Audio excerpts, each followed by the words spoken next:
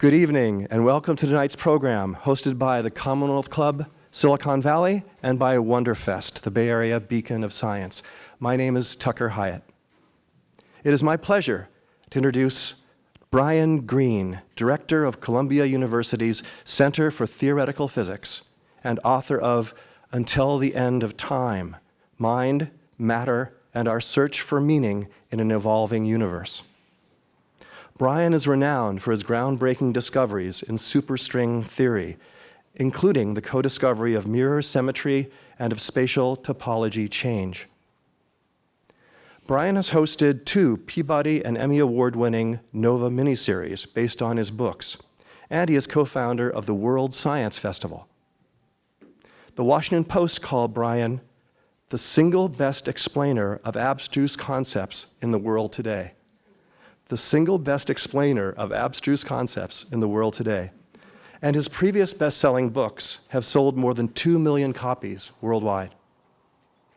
Moderating this evening's program is Kishore Hari, contributor to Tested.com and the Chan Zuckerberg Initiative.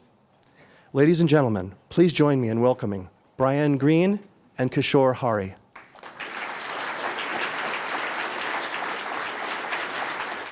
This was a line from your book, and I listened to the audiobook, and it was sort of more telling because I could hear like the little bit of emphasis on this, and it definitely filled me with an emotion. You said, life and intelligent life are ephemeral. When I heard that sentence, I was like, oh no. I was filled with dread. Yeah. You said it with profound curiosity and a sense of wonder. And it really emphasized what this book was about, which was a meditation on all of eternity. I guess the entire universe wasn't enough, so you did all of eternity. But it didn't read as much as a physics book as sort of a meditation on all of time and our place and meaning in it.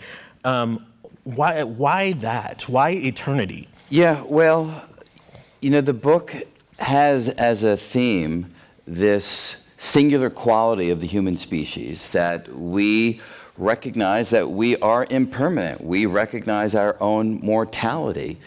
And there's a long history of thought that is a deep driver of why we do what we do. And as a physicist, what I found, and I continue to find particularly interesting, is that not only is the individual's life finite, not only is it likely, as we can discuss in greater detail, that life itself is likely an impermanent feature of the universe. The universe itself, in the sense of any structure that exists, from stars to galaxies to black holes to even atoms themselves, are likely impermanent too. So there's a wonderful reflection between this impermanent nature of reality writ large and the impermanent nature of individual life forms. And the interplay between those two and how we try to make sense of existence and try to impose some meaning on a life that itself is finite, and all implications of life and what we do has limited impact because it all goes away. How do you make sense of that? Okay, if I said those same words, I would crawl into bed, deep under the covers, and just submit to the deep depression of that. But you say it in a completely different emotional frame. Absolutely. And it wasn't always that way. I had my dark moments in thinking about these ideas over a long period of time. But I've certainly come to a place where I find it to be utterly remarkable that we finite creatures can do all we do, accomplish what we do, experience the wonder and beauty of the cosmos, and to me it only adds a certain degree of urgency to that experience by virtue of the recognition of the finite nature of everything. So to me, it heightens the experience. It adds a certain quality to it. And look, I'm by no means the first person to come to this way of thinking about things.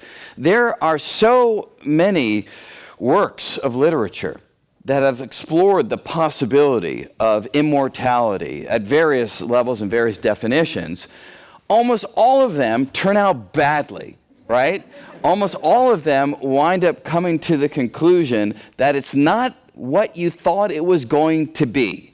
And I think there's something deep to that, and I think that informs my perspective and why, in the end of the day, I'm quite positive on the fact that everything's going to die. I'm going to take a cue from your book and focus on humanity before the science, actually.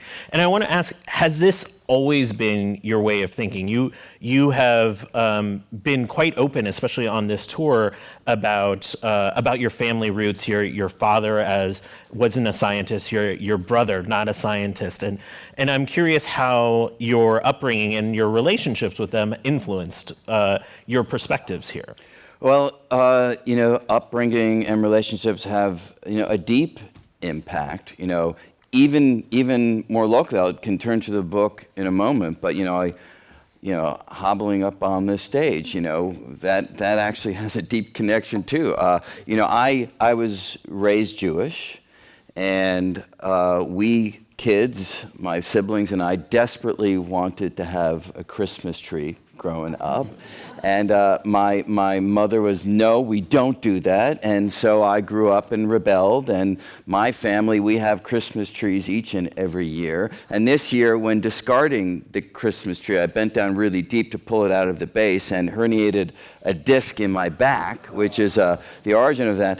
But I have little doubt that my mother sees divine retribution in what has happened. So in various levels, it informs things. But back to your question, my dad was a performer. He was a harmonica player, comedian, singer, composer, and he dropped out of school in 10th grade. He went to Seward Park High School. He liked to say he was an SPHD, Seward Park High School dropout, but he was deeply interested in all of these ideas, and he taught me the basics of arithmetic when I was quite young. Mm-hmm. And from like 5 years old, I would spend weekends multiplying huge numbers against huge numbers because it felt so inspiring to do a calculation that nobody had ever done before. Nobody had done it because it was not interesting to do. But for me, there was something wondrous about the numbers and what you could do with them. And that certainly set me on the trajectory that I've been on ever since. Was that nurtured, like from the get-go, that curiosity about numbers and mathematics? Yeah, absolutely.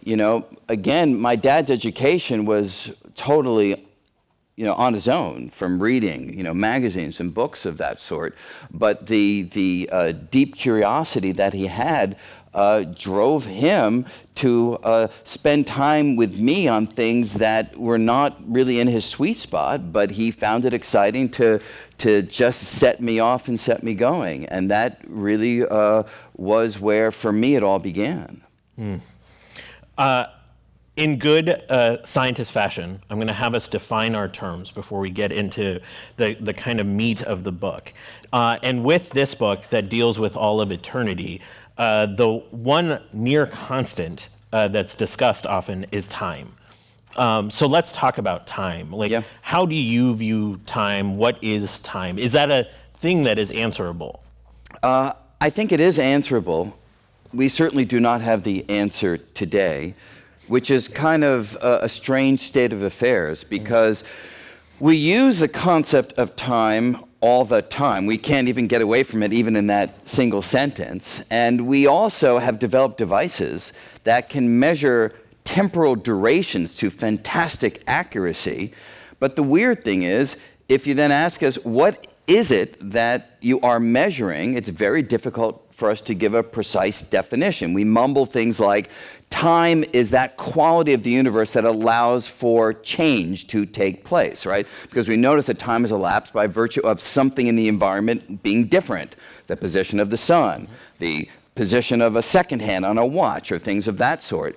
So built into the notion of time is the notion of change, but it's difficult for me to go further than that. In fact, cutting edge research today suggests that time and space as well may not be fundamental qualities of the world. They may be emergent qualities of the world, much like a good example, just to have an intuition about that, is temperature. We all know intuitively what it means for something to be hot or to be cold. What happened in the 1800s, 1900s is we were able to go deeper and realize that temperature is actually referring to the average speed of the particles making up whatever system. So something's hot when the molecules are on average moving quickly. It's cold when the average speed of the molecules is slow. So temperature is actually an average notion of something more fundamental, the motion of ingredients, particles.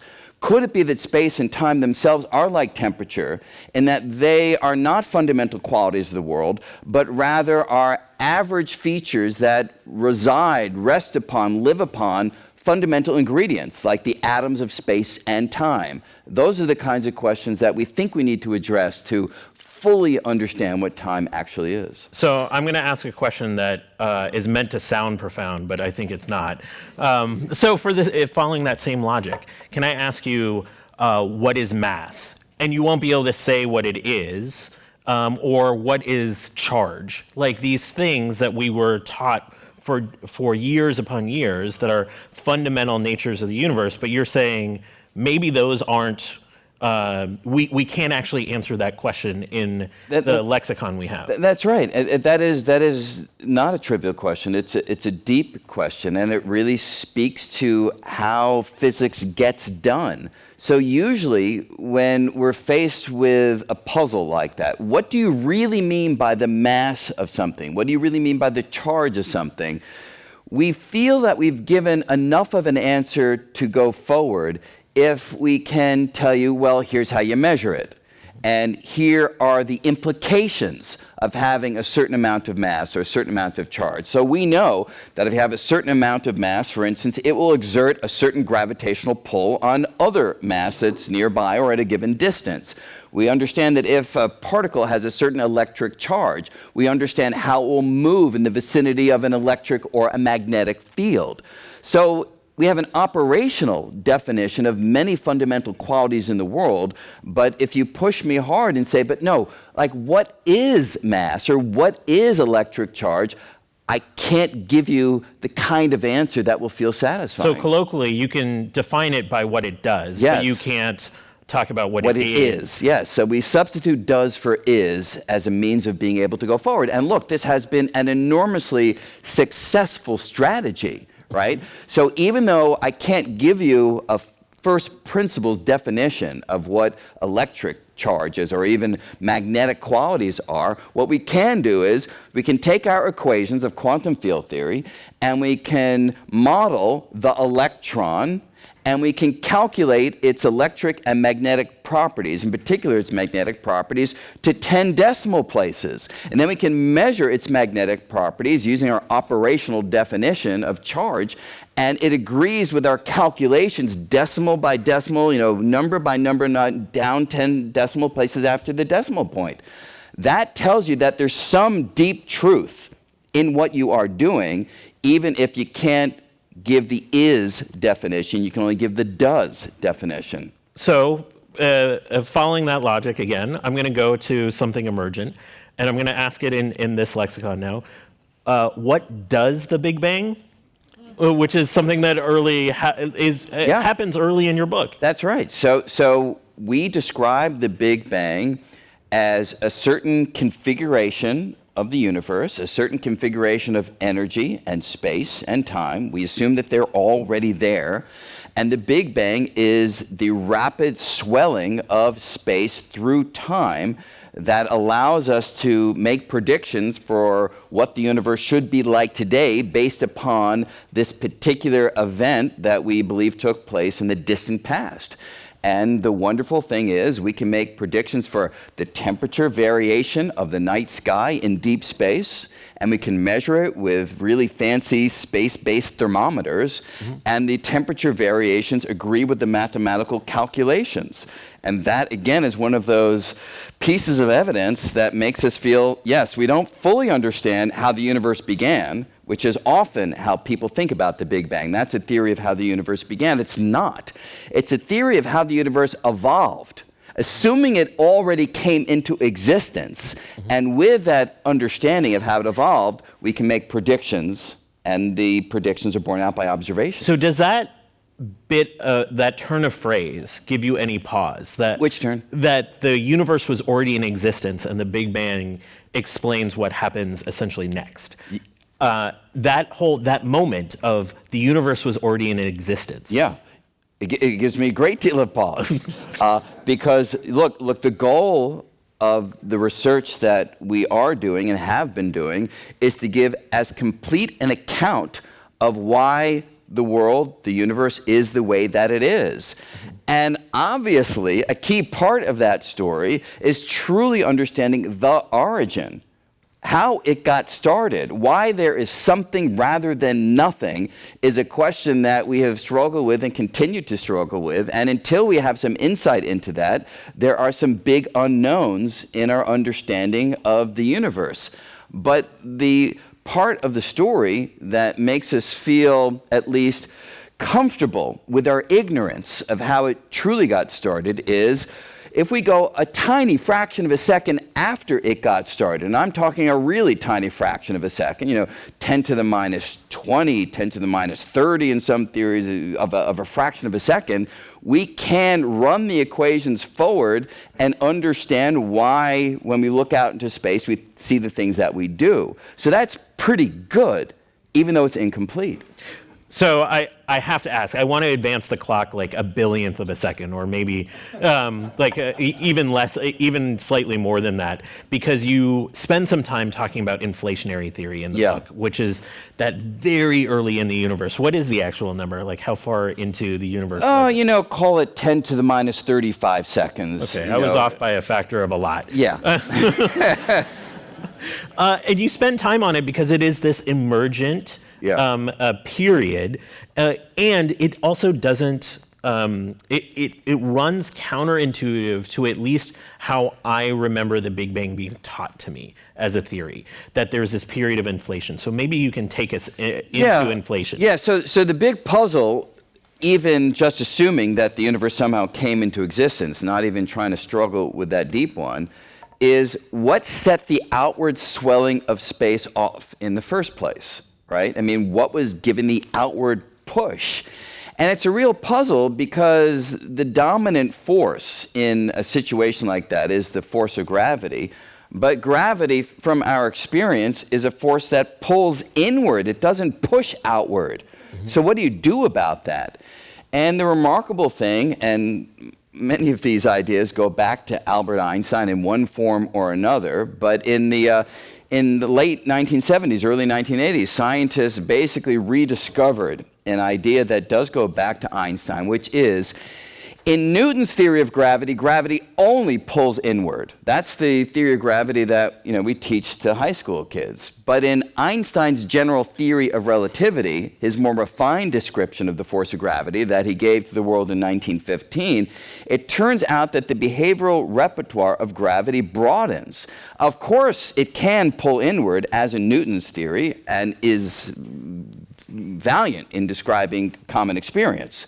But it can also push outward. So in the general theory of relativity, there is an anti-gravitational force, a repulsive gravitational push. And the idea is that clumpy rocks like the Earth give rise to the attractive version. But if you have energy uniformly spread through a region, not clumped up, then in Einstein's theory, it gives rise to repulsive gravity. So the belief is, the hope is, the proposition is that in the early universe, there was a little region of space that was uniformly filled with energy. That gave rise to an outward repulsive push. That's the inflationary expansion. And that's what drove the Big Bang. I'm partly smiling because I'm sitting with one of the most esteemed thinkers in physics in the world, and he's using the term clumpy to describe one of the most defining moments of all of the universe's creation. So I'm going to fast forward, I don't know, let's say like about 14 billion years. How do you feel about that? Good, yeah. Are you suggesting that there are these periods, these moments that are billionths of a billionth of a second, that extraordinary things were happening that are governed by physics that gave rise to us sitting here and having this conversation? Like, there's a way that is such an extraordinary leap for me to think about in this existential way of, like, how does that moment of push out result in me and you having this conversation here? Yeah, and it is miraculous to think of we being the output of the kinds of physical processes that we are talking about. And the way I describe it in the book, as you know, is I organize that development around two main principles that help you gain sort of a mental toehold on how it could be that you start with this outward rushing of energy, outward rushing of particles, outward rushing of space, and yet somehow yield the world as we know it, with us being the inhabitants. And the two principles are entropy and the second law of thermodynamics, which is, roughly speaking, the statement that things tend to evolve from order toward disorder, from structure to degradation of structure. It's sort of the withering away of things in the universe, while evolution, in its most broad interpretation, not just at the level of species, which is how Darwin and Wallace initially articulated it, but there's a version of evolution that applies right down at the level of molecules and atoms.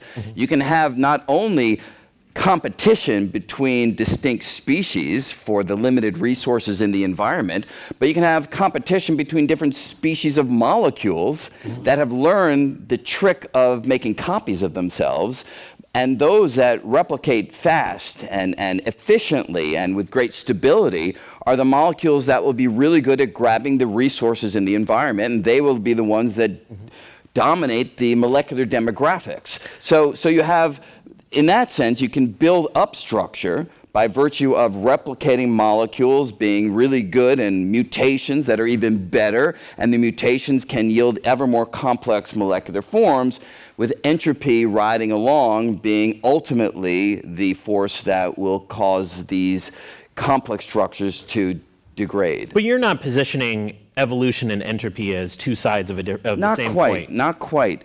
The story is not quite that simple, because if it were the case that entropy and its relentless increase was something that applied in some very flat-footed, straightforward way, you wouldn't ever get any structure in the world. Because, look, from the Big Bang, you would just have particles rushing outward, and the tendency of particles to spread would simply cause the particles to spread ever more widely throughout space, right? As if it was just an explosion. Yeah, as if it was an explosion, and as if it was a loaf of bread baking in your oven, right? The molecules, the aroma comes off the bread, and it spreads outward through your house because there is greater disorder as they spread ever more widely. It's far less likely that the molecules will clump back together near the loaf of bread, and that's the notion of entropy and disorder always increasing.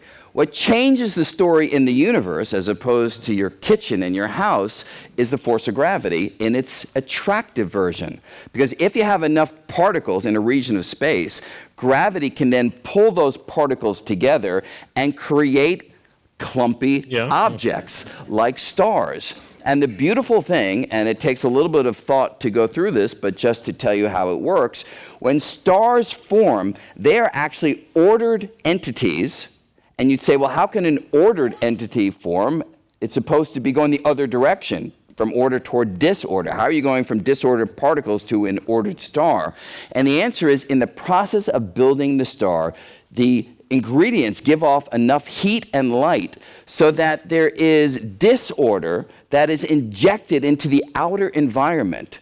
And that overall disorder is greater than the order formed in the star. So the balance sheet is always going toward greater disorder, but you can have pockets of order forming along the way. I call this the entropic two-step because the idea is order forms here so long as there's enough disorder over here. And that's why we have things in the universe. This is the greatest excuse a teenager can use not to clean up their room. This is like the most thoughtful, thorough My excuse. son now makes use of these ideas for exactly that purpose. You're exactly right. Well, I'm going to go to one of our great 20th century philosophers that said, in this house we obey the second law of thermodynamics, which comes from Homer Simpson. Yeah. And I think there's this thought of, yes, entropy leads to more disorder, which is an oversimplification of what entropy is. Yes. And I think the physics teachers in this room would probably harangue me for even mentioning that simplification. But the idea of us talking here, I get what you're talking about in physical systems, like when we're talking about a ball rolling down a hill or the Earth forming with a satellite as the moon orbiting it. Yeah. But how does that explain us talking to each other and ruminating about these topics? How does that explain my feelings of existential dread? Those aren't things that have, that aren't underpinned by physics. They are underpinned by physics. They absolutely are. That makes me feel worse for some reason.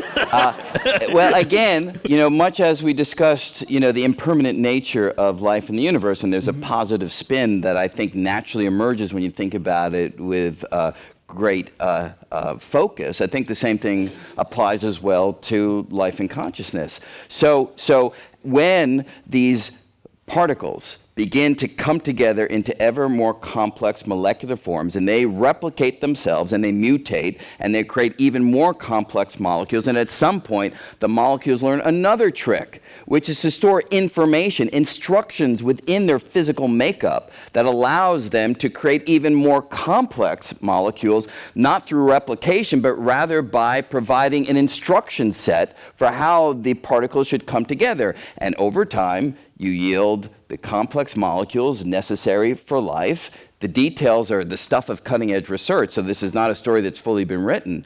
But there appears to be absolutely no barrier for physical laws acting on the particulate ingredients of matter to coalesce in a form that ultimately meets the requirement of life. You don't find that reductionist in some way? It is reductionist. And reductionism sometimes gets a bad rap. But it is correct and it is true. The reason why it gets a bad rap is because we physicists sometimes stop the discussion there at the level of particles and laws. And it feels to some, naturally, that we are missing the very qualities that you are hungering for an explanation of, consciousness and our inner emotions and the qualities that make us who we are. And the point that I emphasize repeatedly in the book is that you need a collection of nested stories to tell give the deepest explanation of reality and how we fit within it. You do need the physicist reductionist story, which underlies everything. You then need the chemist story, which shows how those particles can come together. You need the biologist story, which tells how those molecules can build up cells and the complex structures necessary for life. You also need the psychologist story and the neuroscientist story, which says consciousness emerging within the rubric of certain highly organized arrangements of matter. And so you need all of those stories, and the questions that you ask determine which of those stories is best able to answer the questions that you are thinking about. But all of these stories, they need to be self-consistent, and they are all at play when we're talking about any system in the world. Does those stories, that's incredibly profound when you start to unpack that thought. Yeah. Do those stories stop at the neuroscientist or the biologist, or does it continue on to the philosopher? It does. Or the artist, or just the imagination of the person walking down the street? It absolutely does, and it does so in a variety of different ways. For instance, when you think about, say, creative expression, you can ask yourself the question, what is going on in the human brain when it is undertaking some of these behaviors, and are these behaviors somehow the product of an evolutionary history that selected for those beings that carried out those kinds of behaviors. And this is, again, a contentious arena of thought. But if you imagine that creative undertakings are the product of a human species that survived by virtue of having the qualities of innovation and ingenuity, problem solving, the ability to exchange in a deeply social way, allowing us to pool brain and brawn in a way that other species are unable, then you can certainly see artistic expression as the natural outcome of that kind of creative thought that allowed us to prevail in the ancestral environment because we were able to problem solve in creative and innovative ways. So in that sense, the creative process that you're referring to can naturally perhaps be seen as part of a long evolutionary trail that goes right back to the ancestral environment. The way you're speaking of it emphasizes what I believe too, which is we're not there, obviously. We don't have this complete aligned story that's consistent in all of these frames. We don't have that in science, let alone when we move beyond the boundaries of science. Do you think we can get there? I do think we can get there. And along the way, we need to be deeply open-minded to consider a variety of distinct explanations. Because look, even for creative expression, there are people who think deeply about this. For instance, Steven Pinker perhaps is the most famous, who think that certain kind of artistic undertakings, take music as an example, do not have any adaptive evolutionary role. I mean, his point, and it's a famous phrase that's quoted by many, he sees these kinds of activities to be the analog of cheesecake. Right? What is cheesecake, right? So our forebears survived because in the ancestral world, they developed a predilection for eating sugars and fats and oils, so fleshy fruit and ripened nuts, because those of our forebears who stocked up on those calorie-rich foods are the ones that would survive when times turned lean. So there was a selection pressure to enjoy those kinds of foodstuffs. What is cheesecake? It's a modern incarnation that preys upon that adaptively useful quality in the ancestral world. It doesn't give us any nutritional value, but nevertheless we are inclined to enjoy it because of our ancestral past. So Pinker says the same thing can be said about music. Those of our forebears who were more sonically attuned, listening to the environment, and they could hear a sound over there and a sound over there, and they would take it all in, they better understood the landscape within which they were existing. They had a better chance of surviving because of that. Music then ultimately comes along and preys upon that sonic sensitivity that was selected by these evolutionary pressures, and it doesn't provide any adaptive value to us at all. It's rather just pushing the pleasure buttons, in Pinker's language, that themselves relied upon our ancestral past, but now it's just parasitic. And so it's a very different way. I don't buy into that perspective because the ingenuity that I see that's required to create great music feels to me very much like the ingenuity that we see at work in problem solving and understanding the universe. I mean, what did Einstein do in the special theory of relativity? He looked at space, time, and light, and he rearranged the building blocks in an unexpected way, where he made the speed of light constant, not space and time constant. He made the speed of light constant, which forced space and time to vary. That move, that rearrangement of the building blocks of reality, is the same kind of ingenuity that you see in Bach, right? Glenn Gould, in discussing the Goldberg variations, describes how the music can be inverted and transformed in a manner that allows the harmonic richness to still prevail. So I sort of see this ability to rearrange the world in unexpected ways to be at the heart of problem solving, at the heart of ingenuity. And therefore, it seems to me that the artistic, creative predilection and tendency of our species is deeply connected to why we survived and why we prevailed, but that is not something that's universally accepted. I am not having cheesecake with you. That is like an intense experience to have cheesecake together. After that, I'm just imagining having dessert later tonight and thinking about all of these things. You wouldn't like my cheesecake. I'm vegan. It sort of tastes like tofu, but yeah.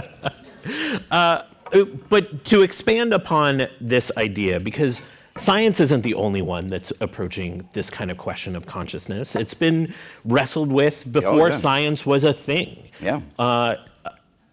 Is it? I mean, how do I put this? And like, will science like actually offer the explanation that matters the most to people? Because science is still a construct of humanity, even with it being explaining some of the immutable things we see in the universe. Yeah, absolutely. Just so it's clear, I consider science to be, again, one of those nested stories. It's one pathway toward a certain kind of understanding of the world. And these other pathways are just as valid and just as important for the kinds of questions that they are designed to evaluate. And consciousness is one of the deep questions. And, the so-called hard problem of consciousness, which is unresolved as of today, is that how could it be that particles, electrons, quarks, neutrinos, whatever, how can particles that themselves don't have any conscious qualities at all, how can you take a collection of them, put them together in an arrangement, and then all of a sudden the lights turn on? All of a sudden this inner world emerges. How can that possibly happen if it's just particles and the laws of physics? And some say it can't just be particles and the laws of physics. What are the proposals that go further? Well, some say, like David Chalmers at NYU, maybe particles like electrons do have consciousness, proto-consciousness, a little piece of consciousness. And if you get enough of those particles together and you can pool the proto-conscious qualities, you can get the conscious experience that we all have inside of our heads right at this very moment. Now, I'm not convinced by that proposal. I totally understand the motivation for it because the puzzle is a significant one. But I'd like to reflect back on an analogous puzzle that we now think that more or less we understand. In the 1800s, a similar question could and was asked. How can lifeless particles be arranged in a collection that somehow becomes animate? Transitions from inanimate to animate. How can that possibly happen? What was the answer that some put forward then? It can't be that. It can't just be the particles. You need to inject that system of particles with something else, the life force, vitalism. And without that, the system of particles will not live. But now, having understood life at a greater level of fidelity than back in the 1800s, very few, perhaps no scientist speaks like that any longer. We now look at a living object and we say, yeah, it's the particles, it's the forces, combine them through chemistry and biology, and in a manner that we've not yet fully worked out, you will get a living system. Nobody thinks that you need a life force any longer. My own suspicion is that 50, 100, 1,000 years from now, I don't know the duration, we will look at consciousness and come to the same conclusion. It's just particles and forces, and that's all you need for the lights to turn on. But the way you describe it is one that reconciles with other forms of thought around this. And so, like, what I hear dissolving in your thought is this frame that has existed accurately or inaccurately of science versus religion, science versus other forms. But it's in that reconciliation that we may find additional deeper truths here. Yeah, so I fully subscribe to that perspective. There has been a long tradition of tension between science and religion, especially in the last couple decades, where there have been some of my scientific colleagues who've gone out in the world in a manner that basically tries to rid the world of religion. And the argument typically is religion is something that we made up. It is contradicted by our understanding of the physical world, so it's time to grow up and let that perspective go. And my view on that story is that judging religion by its capacity to explain the external world is using the wrong yardstick.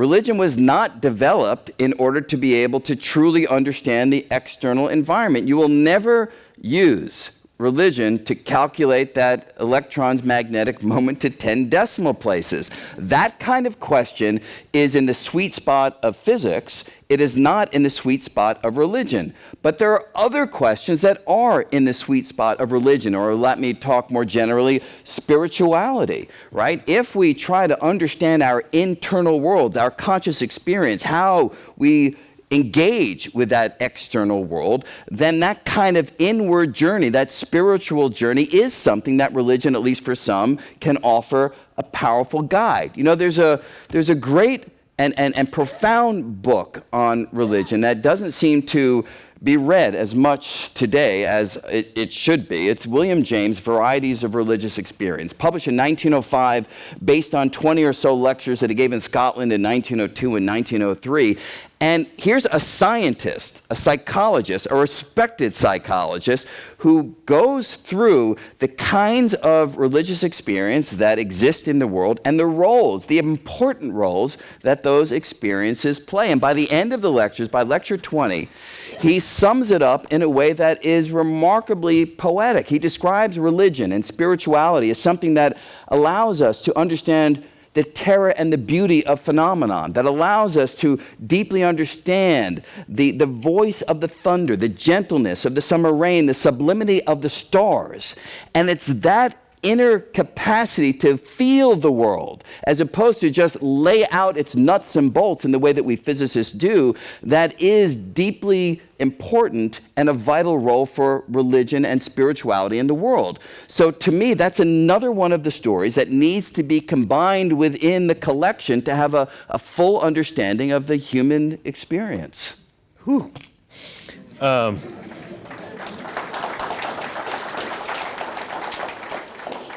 I'll just say, like, what you described, that feeling, that emotion, the sublimeness of the stars. Yeah. That's what I get from science. That's what I get when I look up at the heavens outside and feel like the combined knowledge of humanity across hundreds of years. Yes, and it's that combined knowledge. You know, there's this wonderful poem of Walt Whitman that you're probably familiar with, many are, The Learned Astronomer, right? And I won't quote it, I would get it wrong, but the basic gist of the poem is the person who's speaking in the poem is in a lecture hall being lectured on the stars and the planets and the galaxies, and describes how he begins to feel sick and ill by just looking at the equations and the mathematics. So he leaves the lecture hall, walks out into the darkness, and just stares up into the night sky. And so if you can combine it all, then I think you can get to a place where you don't feel sickened by the reductionist explanation of what's out there. Rather, it can deepen your experience of looking up at the stars. But you've got to look up at the stars. And that is a vital part of the full story. So let's say we do solve this. Let's say we solve the if. The if turns into a different question. Now we're in a situation where we have a full explanation of who we are, of how the particles at a billionth of a second after the origin of the universe gave rise to us. Well, does that explain every choice I'm going to make from here until the end of time? Like, is the sense of free will, which has been ingrained in us in so many discussions for millennia at this point, is that real anymore if we're able to actually answer that question? No. Yeah. That's the clearest answer I think I've ever gotten to that. You know, now part of the answer, reflects back on your framing of this conversation early on. You need to define your terms. Mm-hmm. And people define free will in many, many different ways. And when I say no, I have a very particular notion of free will in mind, which is the sensation, which I think is intuitive to most of us, that we are the ultimate authors of our actions. We are the originator of the decisions and the choices that we make, that we are the place where those actions start. And that idea that we are not somehow puppets whose particles are being pulled by mathematical rules, that kind of free will, it's a very strong version of free will, but I think it aligns with many people's intuition of how they live in the world. That kind of free will does not exist. And it doesn't exist because, again, you are a big collection of particles, so am I, so is everybody else. Those particles are governed by the ironclad rules of physics. They go about the world carrying out their quantum mechanical marching orders, and there is simply no place for you or me or anybody else to intercede in that unfolding of the motion of the particles. There is no place within the quantum mechanical laws where the laws say, follow these mathematical directives until this moment, and then wait for Brian to tell you what to do next. There is no place for us to get in on the action.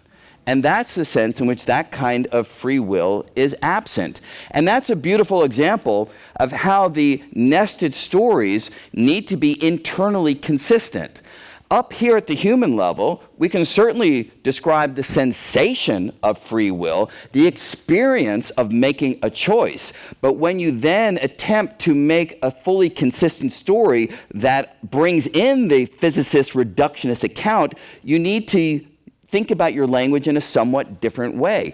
The sensation of free will, the sensation of making a choice is obviously real, but the thought that that somehow stands outside the physical progression is not.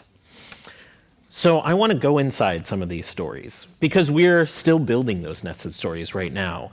And I have to say, I'm in my early 40s, and this past decade, we have seen such leaps in experimental physics results that shattered my imagination. Yeah. Like just in the past decade, we witnessed the announcement of the Higgs boson discovery.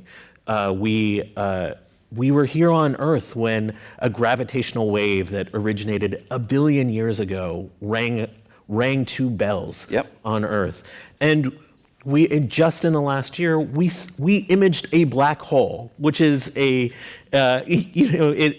impossible to image something black, but we did it. Right. These are amazing moments in physics. So I have a two-part question. I want to start by saying, what has your experience been of the advances to somebody that's not in physics that experimental physics has demonstrated over the past decade as somebody that works on the theoretical side of things? Yeah, as a theoretical physicist, my bread and butter activity is fiddling with mathematical equations, attempting to extract interesting insights into the nature of the world from the mathematics, and hoping against hope that the math is actually relevant to the external world. And that last part of the story is a very subtle one. I mean, even Albert Einstein, after he wrote down his general theory of relativity, others quickly applied his equations to the entirety of the universe and came to this conclusion that the expansion of space should be happening, that the universe should be growing. And Einstein resisted that idea. To the two people who came to him with this idea at various moments, he said to them, "Your math is correct, but your physics is abominable." And what he meant by that was not all math is relevant to how the world actually works. You have to have a deep understanding, a deep physical intuition to know which math should be in math textbooks and which math actually describes the world. So as a theorist, you struggle with that issue all of the time. And the beauty of the results that you recounted is each and every one of them began as a mathematical idea on a piece of paper on a chalkboard. The Higgs boson. Peter Higgs was walking around the outskirts of Edinburgh trying to figure out how particles have mass and jotted down some equations that ultimately turned into this idea that there should be this bizarre notion of a field that uniformly fills space, and particles, as they try to go through it, feel a resistance like a pebble going through molasses, and that's where mass comes from. And 50 years later, that idea was confirmed through the discovery of the little piece of that field that a collision of particles was able to chip off. And that gives us confidence that math can really show us the way. Gravitational waves. 1916 and 1918, Albert Einstein wrote 2 papers on the possibility that there could be ripples in the fabric of space that would travel through time, that in principle might be detected. He actually never thought we'd detect those waves. He wasn't even sure of his own mathematics at that point. But 100 years later, as you say, we build devices and we detect these ripples in the fabric of space. The math was right. The math led the way. Black holes. 1917, a guy named Karl Schwarzschild, who's at the Russian front during World War I and gets tired of calculating artillery trajectories, somehow gets a hold of Einstein's manuscript on the general theory of relativity, and in the trenches starts to calculate what would happen if a star were to be compressed to a very small size, and realizes the possibility that there might be these things called now black holes. Nobody believes that they could possibly exist. And over time, mechanisms for their formation are studied. People begin to warm to the idea that black holes are actually out there. Indirect evidence starts to come to us through, say, the motion of stars around the center of our galaxy and other things of that sort. But you're absolutely right. Last year, we finally take a photograph, with some air quotes around that, of a black hole that's actually out there 55 million light years away in the middle of a distant galaxy. Wow. Math is pretty good. The story to me is one of persistence, like these ideas that people fought for, and not just the lone people that you represented, but the thousands of people that iterated on those ideas, led to billions of dollars, billions of investment, incountable hours of time put into this, that led to these incredible moments, leading us to more questions. Yeah. And I look upon those moments, and especially when I saw the gravitational wave discovery, and you look at the paper, and Albert Einstein's paper is the first cited paper on that paper, and you just think about the incredible body of knowledge that we're building together. And in a time when it feels like we feel divided, oftentimes, it was an incredible resonant story. So fast forwarding to part 2, is what's next? Are there so much more to do in experimental physics that we're going to see another decade that feels like this past one? Or are we starting to move into an area where some of the frontiers are really at the chalkboard? Well, many of the issues that we still want to resolve are quite difficult to test experimentally. So we'd love to understand why the particles have the particular masses that they do, as that impacts how they behave when they come together in big groups. We'd love to understand why the Big Bang happened at all. Again, the question that we started with a while ago. We'd love to understand if there's a unified theory that could, in a single mathematical sentence, bring together all the forces of nature and all the particles of matter in one unified description. But each of these and many other goals that we have are beyond the reach of direct experimental probes. And therefore, we are entering a realm where the problems are quite difficult, and the hope is that we theorists will be clever enough to find indirect ways that we can begin to test these ideas through, say, the next generation particle accelerator, or through the next generation of LIGO, the device that was able to capture those 2 gravitational waves rolling through space, or the next generation of spaceborne telescopes that perhaps will understand the nature of the dark energy that we think is causing the expansion of space to accelerate. So it's not that we are leaving the realm of observable and experimental physics, but some of the big remaining questions will be a deep challenge to connect up with observation and experiment. So quickly, and I know because this is a deep question, and I don't want to get caught in its gravitational pull. Yep. Do you think the search for a theory, a unified theory, a theory of everything, is a fruitful search for us to be embarking on? I'm biased. I've spent my professional career trying to develop one such theory, and my view is that there is great risk in spending time on trying to develop a unified theory, but there is also potential great payoff if that journey succeeds, right? To have the deep fundamental laws that are able to describe forces and matter in a manner that puts gravity and quantum mechanics together would itself allow us to undertake studies and perform calculations and gain insight into realms like the moment of the Big Bang or like the deep interior of a black hole that are off limits with our current level of understanding. So will we get there? I don't have a crystal ball. I don't know. Would I be working on these ideas if I thought that we wouldn't get there? No, I'm optimistic. The time scale for getting there is the big unknown. Will it be in our lifetime or my lifetime?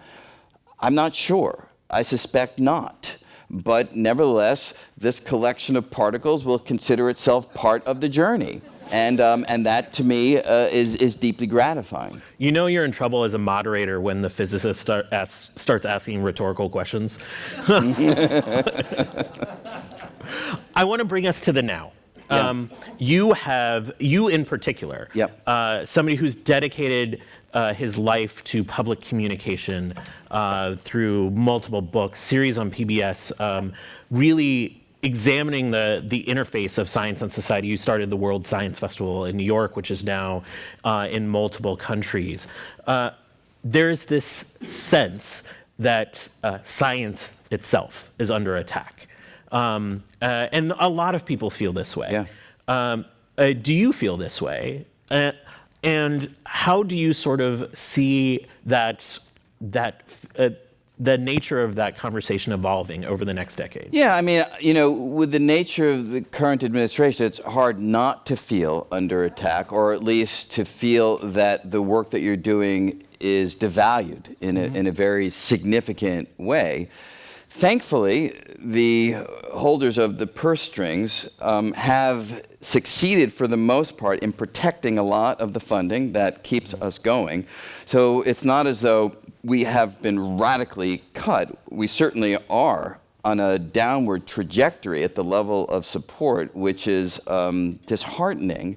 But yes, that is the nature of the current climate. That could radically change in a short period of time. I think we all hope that it will radically change, and this will just be one of those bad nightmares. Mm-hmm.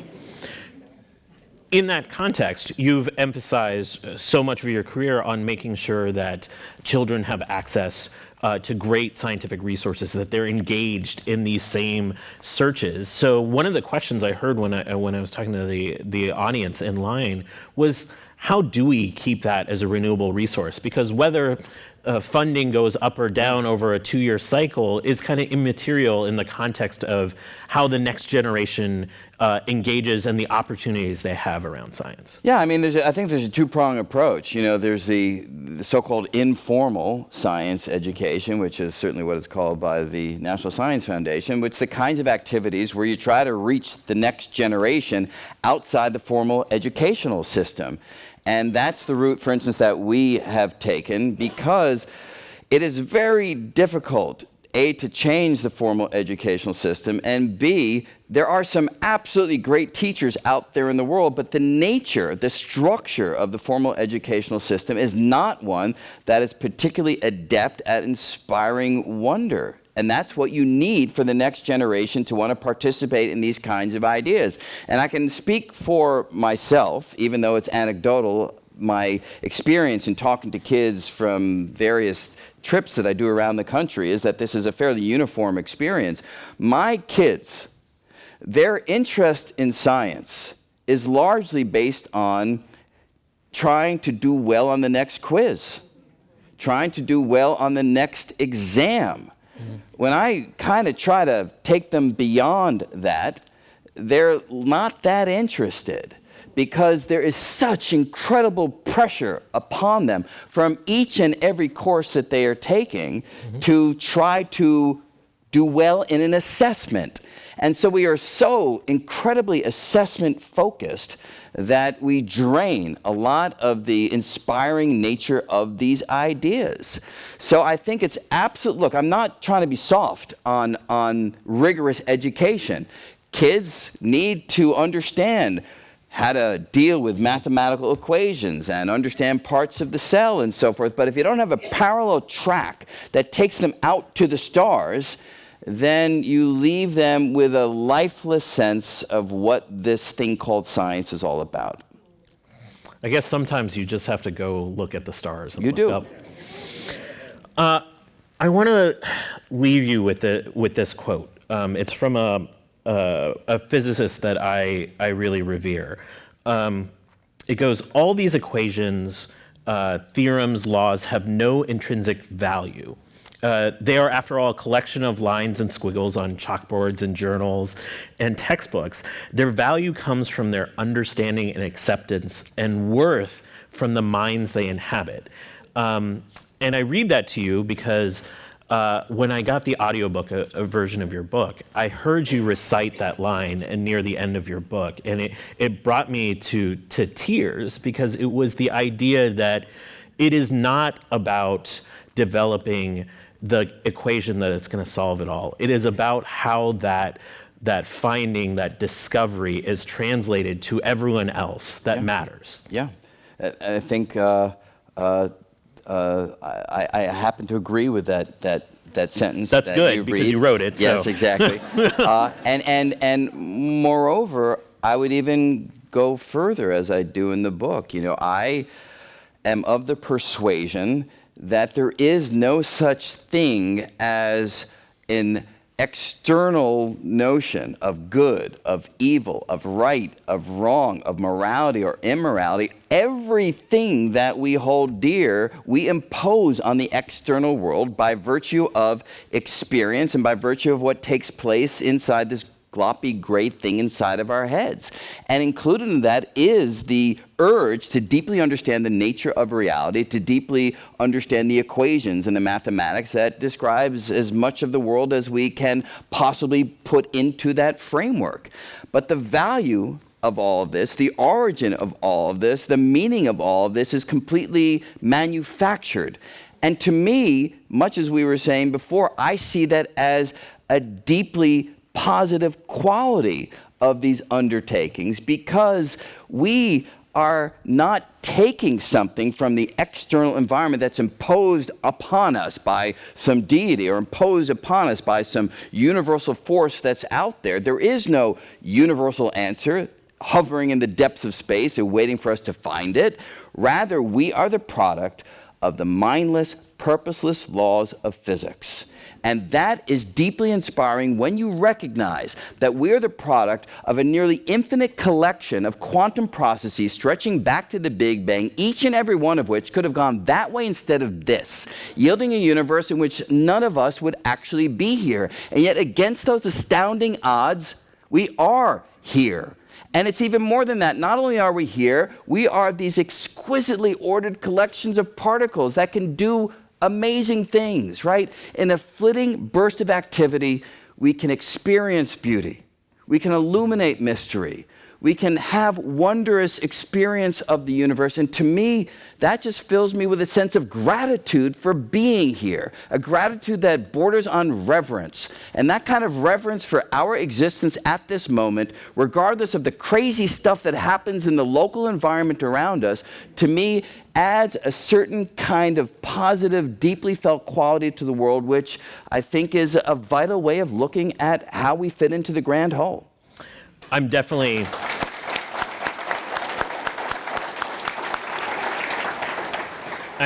telling my wife that she's an exquisite collection of particles later tonight. Please join me in thanking Brian Greene. Tucker's doing an announcement.